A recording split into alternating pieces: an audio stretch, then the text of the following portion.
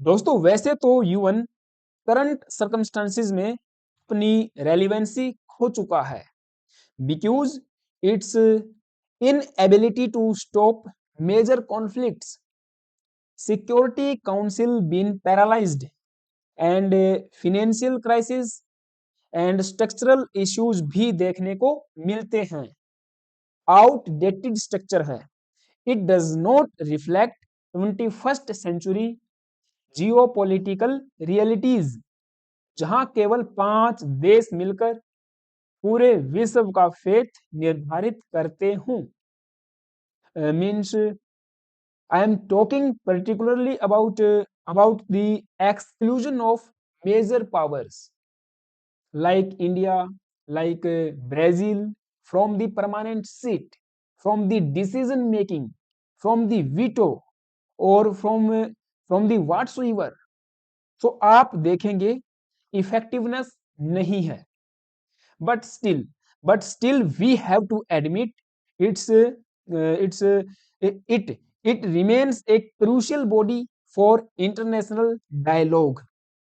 लेकिन ट्रंप के इस दाव के बाद if it successfully materialized by some flatterer countries like Pakistan, like Argentina, like Paraguay, like Turkey, and there are many others in the line, UN will become useless, UN will become ineffective, क्योंकि Trump UN के alternative के रूप में एक broader plan लेके आए हैं जिसके लिए 60 प्लस कंट्रीज को नोता भेजा जा चुका है। World leaders show caution as Trump invites 60 countries to join his board of peace. Expert says board serves personal interest.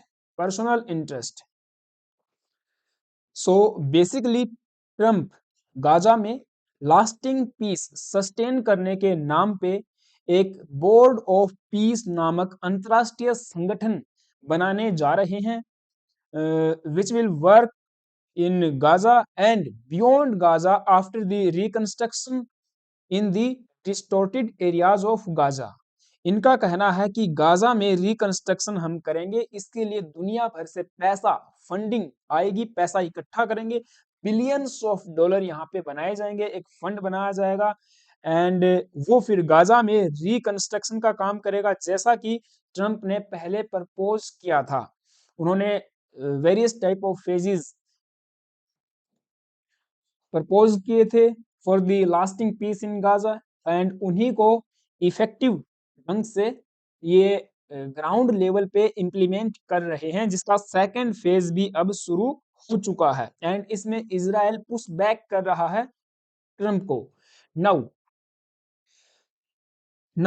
यहाँ पे इससे रिलेटेड न्यूज भी आप देख पाओगे, इंटायर वर्ल्ड मीडिया एक्सटेंसिवली इस न्यूज को कवर कर रहा है कि ट्रंप ने लगभग 60 देशों को इनवाइट किया है कि गाजा के इस बोर्ड ऑफ पीस में शामिल हो जाइए एंड इसके लिए मेंबरशिप बताई जा रही है $1 बिलियन। यस जी हाँ, $1 बिलियन पहले आपको देने पड़ेंगे परमानेंट सीट के लिए, हम उस पर भी आएंगे, लेकिन आसान भाषा में एक ब्रॉडर पर्सपेक्टिव, एक ब्रॉडर स्पेक्ट्रम में अगर इसको समझने का प्रयास करें कि ये बोर्ड ऑफ पीस क्या है, तो देखिए ये एक international peace and governance forum होगा which is not the part of UN, which is basically rival of UN।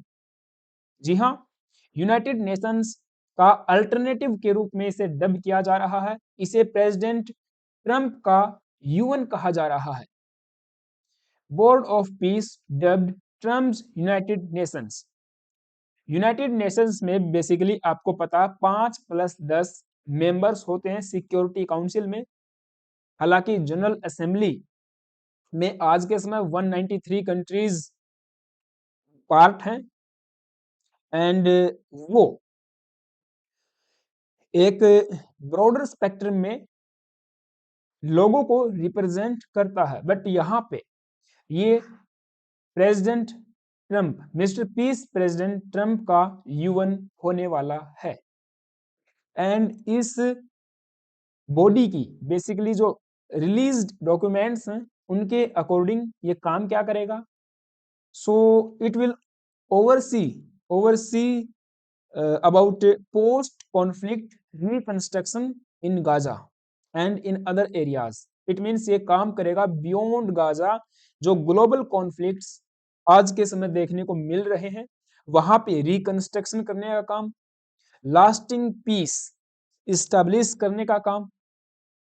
कल को आप मान सकते हो ये कश्मीर में भी आके खड़े हो सकते हैं। इसके अलावा इस डॉक्यूमेंट के रिलीज पॉइंट्स का ये भी कहना है कि ये पॉलिटिकल स्टेबिलिटी एंड गवर्नेंस को प्रमोट करेंगे, जैसा कि यूएन एड आज के समय करता आ रहा है। पीस बिल्डिंग एफर्ट्स भी लेके आएंगे इन वार अफेक्टेड एरियाज, फिर वो चाहे गाजा हो, चाहे आपका मिडिल ईस्टर्न कंट्रीज हो, ईरान हो, इराक हो या यूक्रेन हो। एंड इसके लिए आपको बता दूं एक एग्जीक्यूटिव बॉडी भी इन्होंने बना के तैयार कर ली है, जिसमें कि वर्ल्ड बैंक के जो चेयरपर्सन हैं अजय बंगा उनको शामिल किया गया है, ट्रम्प के दामाद कुशनर को शामिल किया गया है, एंड एक व्यक्ति और हैं जो कि ट्रम्प के ही एडमिनिस्ट्रेटर हैं।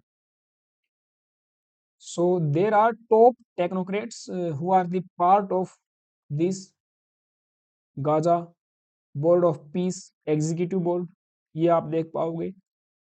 जेरेड कुशनर जो कि ट्रम्प के दामाद हैं, Ajay Banga ji, and Steve Witkoff which is who is again part of the US administration.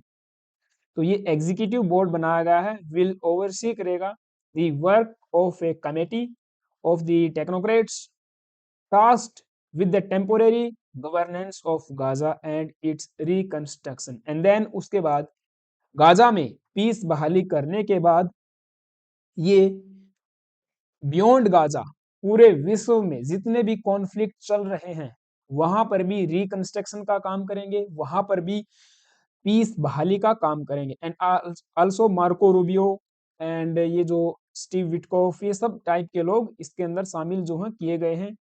Mark Rowan billionaire है, मार्क रोवन सीईओ है अपोलो ग्लोबल मैनेजमेंट के, आप देख पा रहे होंगे। ऐसे ही रॉबर्ट गैब्रियल ये यूएस के नेशनल सिक्योरिटी एडवाइजर हैं। निकोलोए मिलाड जो भी हैं, इस टाइप के लोगों को एग्जीक्यूटिव बोर्ड में भी जो है रखा जा चुका है। एंड ये एग्जीक्यूटिव बॉडी बेसिकली ट्रम्प ही कंट्रोल करने वाले हैं। इस पे किसी भी आप देखोगे अन्य टाइप की जनरल असेंबली या अदर टाइप ऑफ बॉडी का कंट्रोल नहीं रहने वाला। ये एग्जीक्यूटिव बॉडी डायरेक्टली चेयर की जाएगी बाय डोनाल्ड ट्रंप। जी हाँ, इसके जो चेयर पर्सन होंगे वो डोनाल्ड ट्रंप खुद होने वाले हैं, according to the release document released by the US. And now बड़ी बात एंड खास बात ये है कि इसको इफेक्टिव बनाने के लिए मिस्टर पीस प्रेसिडेंट ने दुनिया भर के अन्य अलग अलग देशों को इसमें इनवाइट होने के लिए न्योता भेजा है, जिसमें पाकिस्तान जैसे रोग स्टेट, आतंकवादी स्टेट भी शामिल हैं, जो आए दिन भारत में इन्फिल्ट्रेट करने की कोशिश करते हैं, भारत को डिस्टेबलाइज करने की कोशिश करते हैं। अपने पड़ोसियों के साथ इनके कैसे संबंध हैं, चाहे ईरान के साथ हो, चाहे अफगानिस्तान के साथ हो, चाहे भारत के साथ हो, सिवाय चाइना को छोड़ दे, क्योंकि वहां से तो पाकिस्तान को आर्म्स मिलते हैं, आर्मामेंट्स मिलते हैं, वेपन्स की सप्लाई होना, फंडिंग होना, तो वो तो एक उनका ज्वाइंट ऑपरेशन चल रहा है भारत को सैंडविचिंग करने के लिए। ऐसे देशों को ट्रंप पीस प्लान में शामिल जो है कर रहे हैं। अब मैं आपको आगे ये भी बताऊंगा कि किन किन देशों ने यहाँ पे इस निमंत्रण पत्र को स्वीकार कर लिया है, एंड भारत के संदर्भ में भी हम बात करेंगे। लेकिन उसके लिए ये समझिए कि इस बोर्ड ऑफ पीस में शामिल होने के लिए देशों को $1 बिलियन देना होगा। पाकिस्तान कहां से देगा? मुझे सबसे बड़ी चिंता इस बात की हो रही है। हो सकता है ट्रम्प खुद ही पाकिस्तान को पहले $1 बिलियन पकड़ा दे एंड देन उसके बाद पाकिस्तान खुद ट्रम्प को ये वापिस दे दे इसमें शामिल होने के लिए। So Trump's Gaza board of peace permanent seat to cost $1 billion. दुनिया भर के 60 प्लस देशों को यहाँ पे इनवाइट जो है किया जा चुका है। Argentina and there are many other European countries जिन्होंने इसे स्वीकार कर लिया है। लैटिन अमेरिकन कंट्रीज की बात करें तो अर्जेंटीना ही सबसे पहले आया, अल्बानिया है एंड इसके अलावा ये जॉर्डन, ग्रीस, साइप्रस, पाकिस्तान, इन सब ने इनविटेशन को जो रिसीव किया एंड खबर ये भी है कि इन्होंने स्वीकार कर लिया है। इवन कनाडा, तुर्की, इजिप्ट, प्रागवे, अर्जेंटीना, अल्बानिया और ऑस्ट्रेलिया ऑस्ट्रेलिया के प्राइम मिनिस्टर का तो ये कहना है कि अभी हम देखेंगे कल क्या रहा है, किस टाइप का ये प्रपोज्ड प्लान है। लेकिन Canadian prime minister mark Carney ने कहा है कि वे एग्री करते हैं in principle to join the board of peace initiative because he want to support the reconstruction of Gaza। लेकिन अभी मैंने डिटेल्स आनी बाकी हैं कि कैसे इसको ये लेके जाएंगे। हंगरियन प्राइम मिनिस्टर ने भी इस पे अपनी सहमति जताई है। तो मैं कह रहा हूँ बहुत सी वेस्टर्न कंट्रीज ऐसी हैं जो ट्रम्प के फ्लैटरर हैं, वे पिछलग्गू हैं, वे चले जाएंगे इसके साथ में। बात करें अगर भारत की तो देखिए भारत को भी निमंत्रण पत्र भेजा गया है। जी हाँ, यहाँ पे आप देख पाओगे, कहाँ गई न्यूज, हाँ, India receives invitation to join Trump's board of peace for Gaza. लेकिन भारत इसे जो है ज्वाइन नहीं करना चाहिए। इंडिया टुडे का कहना है why a seat on Trump's Gaza peace board could be a land mine for India. तो ये भारत के लिए एक लैंड माइन साबित हो सकती है बिकॉज भारत हमेशा से ही एडवोकेट करता आया है मल्टीपोलैरिटी को, रूल बेस्ड इंटरनेशनल ऑर्डर की हम बात करते हैं, डिप्लोमेसी एंड डायलॉग की हम बात करते हैं। कहीं पर भी यूनिलेटरल वर्ल्ड ऑर्डर को हम स्वीकार नहीं करते हैं। India is advocacy of multipolarity, multipolar world, multi order world and जहां पे rule based international laws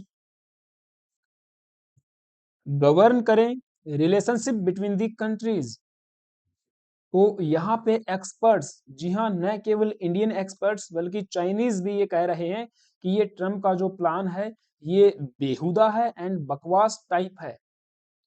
expert says board serves personal interest could not create a UN equivalent.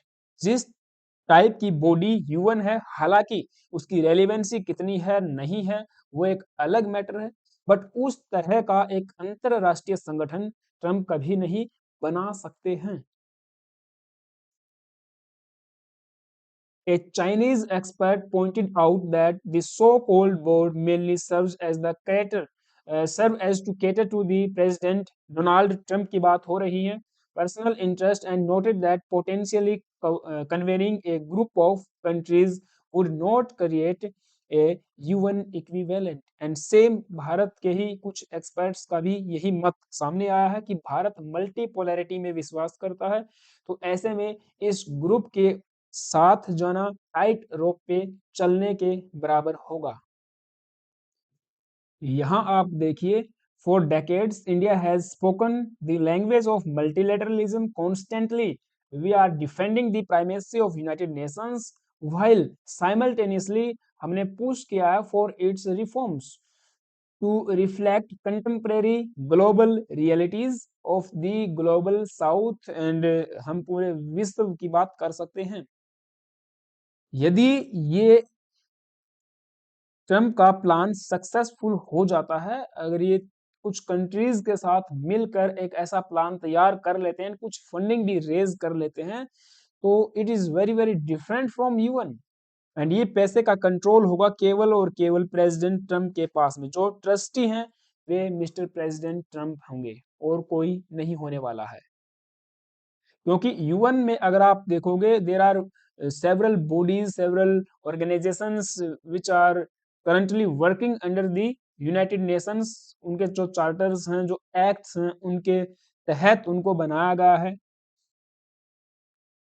And UN में एक सिक्योरिटी काउंसिल भी है, जिसमें आपको पता है 5 परमानेंट देश होते हैं एंड इसके अलावा 10 नॉन परमानेंट मेंबर होते हैं जिनका कार्यकाल 3 साल का होता है। लेकिन ट्रम्प का यहाँ पे कहना है कि इस मेरे बॉडी के अंदर आप 3 साल के लिए सर्व कर सकते हो, जो अनपेड होगा, लेकिन परमानेंट मेंबरशिप चाहिए तो 1 बिलियन यूएस डॉलर पे करने होंगे एडवांस में, राइट। तो 1 बिलियन डॉलर पे करने का जो ये प्रावधान है, वो किसी भी अंतरराष्ट्रीय संगठन में अब तक नहीं है, वो चाहे हमारा इंटरनेशनल सोलर अलायंस हो या अदर टाइप ऑफ ऑर्गेनाइजेशंस या इंस्टीट्यूशंस हों।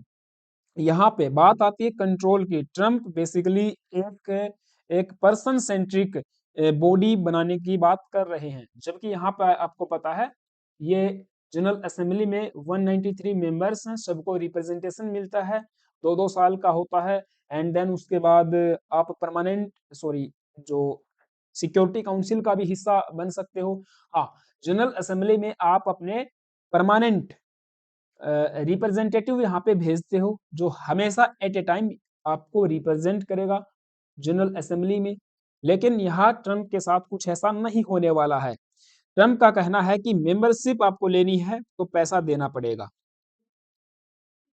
And the control and coordination is oversight by president Trump. Membership का अप्रूवल देना है, मेंबरशिप का रिमूवल करना है, या renew of terms and conditions, renew of members, ये सब काम भी ट्रम्प यहाँ पे करने वाले हैं। मीटिंग का एजेंडा क्या होगा, इसके अलावा जो फिनेंशियल ओवरसाइट है वो ट्रम्प देखेंगे, उनके दामाद देखेंगे, उनकी बेटी, उनकी बहन।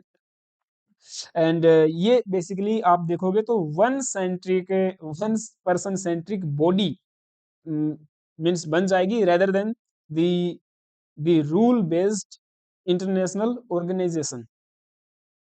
तो I think India must not join this type of body, this type of organisations, जो हमारे लॉन्ग टर्म कमिटमेंट को रिफ्लेक्ट नहीं करती है। हम मल्टीलेटरलिज्म की बात करते हैं, हम गाजा में पीस की बात करते जरूर हैं, लेकिन जो रिकंस्ट्रक्शन का काम पूरा गाजा तबाह करने के बाद हो रहा है, हम उसको भी सपोर्ट नहीं करते हैं। हमारे अलग एजेंडाज हैं, अलग इंटरेस्ट हैं। इंडिया की जो थिंकिंग प्रोसेस है वो डिफरेंट है इनसे। तो आई थिंक हमें यहाँ ट्रम्प के इस प्लान से दूर रहना चाहिए, कोसों दूर रहना चाहिए। आप सबका क्या ओपिनियन है मुझे कमेंट बॉक्स में जरूर बताना गाइज। एंड चैनल पे नए आए हो तो प्लीज एक सब्सक्राइब करना, वीडियो अच्छी लगी है देन प्लीज एक लाइक करना। एंड ये मेरी तरफ से thank you, have a nice day.